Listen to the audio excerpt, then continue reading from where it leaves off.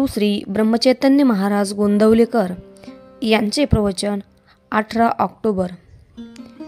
भगवंताच्या प्राप्तीची साधने.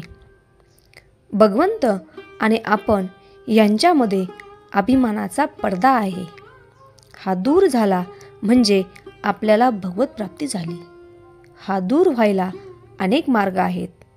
कर्ममार्ग, हठयोग, राजयोग वगैरे मार्गांनी हा तितका लवकर दूर होत नाही, उलट क्वचित प्रसंगी वाढतोही. भक्ती मार्ग सोपा आहे. भक्ती म्हणजे भगवंताला अभिमानरहित अनन्य शरण जाणे, भगवंताचे होऊन राहणे, भगवंताशिवाय दुसरे काहीच न दिसणे, सर्वत्र भगवत प्रचिती येणे, अशी भक्ती प्राप्त होण्याचा मार्ग म्हटला म्हणजे सर्व कर्तृत्व भगवंताकडे देणे, सर्व त्याच्या इच्छेने चालले आहे असे मानणे आणि आपली प्रत्येक क्रिया त्याला समर्पण करणे. असे केल्याने आपला अभिमान लवकर नाहीसा होतो. हे साधत नसेल तर गुरुआज्ञेत राहणे म्हणजेच आपला मान, अभिमान, शहाणपण हे सर्व गुंडाळून ठेवून गुरु सांगतील तसे सबब न सांगता वागणे. हेही साधत नसेल तर संतांजवळ नुसते पडून राहणे. त्यांच्या सांगण्याने, सहवासाने अभिमान हळूहळू कमी होतो. भक्ती 2 प्रकारांनी उत्पन्न करता येते.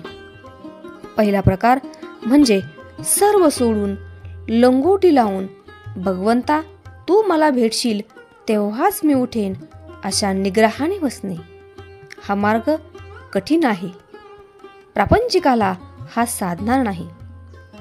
दुसरा प्रकार म्हणजे सहवासाने भक्ती उत्पन्न करणे.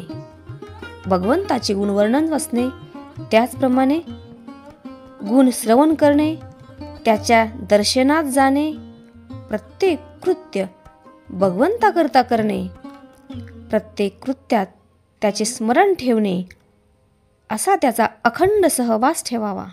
म्हणजे भगवंताच्या ठिकाणी प्रेम उत्पन्न होते. विषयाकरता केलेली भगवत भक्ती ही खरी भक्ती होऊ शकत नाही. भगवत सेवा निष्काम पाहिजे. कारण भक्ती म्हणजे संलग्न होणे. मी विषयाशी संलग्न असतो तेव्हा ती विषयाची भक्ती होते, भगवंताची नाही. तेव्हा आपण करतो ही भगवंताची सेवा नसून विषयाची सेवा होते हे ठरल्यासारखे झाले. म्हणजे मी विषयाचाच गुलाम झालो. विषयांचा गुलाम होऊन मी विषय कसचे भोगणार? मालक होऊन विषय भोगावेत. संत, भगवंत हे निरतिशय सुख देणारे आहेत. त्यांच्याजवळ विषय मागणे म्हणजे रामाजवळ भिक्षेचे फडके मागण्या इतकेच वेडेपणाचे नव्हे का? आपण सेवेचे फळ मागून भगवंताला मात्र दूर करतो. भगवंताची प्राप्ती हेच आपल्या जीवनाचे ध्येय ठरवून आपण नेहमी त्याच्या भोवती फिरत असावे. भगवंतामध्ये जे मिसळतात ते परत येत नाहीत हे लक्षात ठेवावे.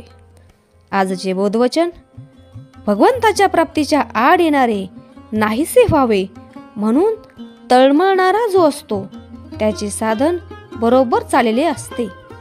जानकी जीवन स्मरण. जय जय राम.